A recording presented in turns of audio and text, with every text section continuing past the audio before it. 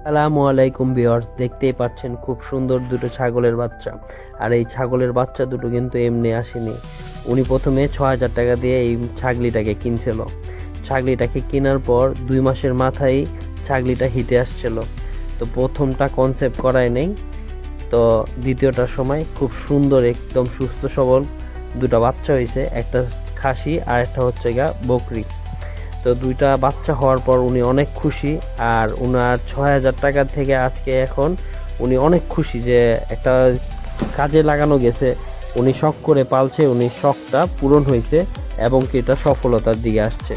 তো এইরকমই আপনারাও কিছু পালন করা শুরু করুন যাতে আপনারাও সফলতার দিকে আগে বাড়েন। তাই ছাগল আপনারা যেমনই কেনাকাটা করেন না কেন, কিন্তু ওটাকে আপনি সবসময় ভালো জাতের ক্রস করাবেন।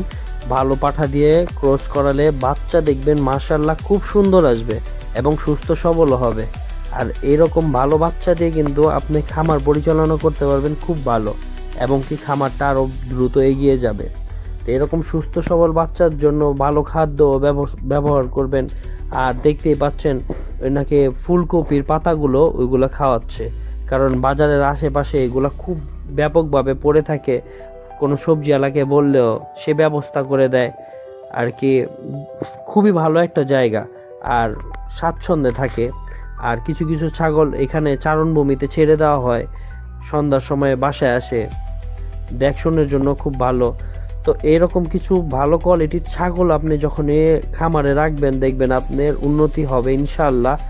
আর প্রত্যেকটা কাজে একটা পরিশ্রম থাকে, অবশ্যই আপনি এটা বুঝতে পারছেন যে ছাগল বা যে কোনো ফার্মিংয়ে একটা পরিশ্রম থাকে।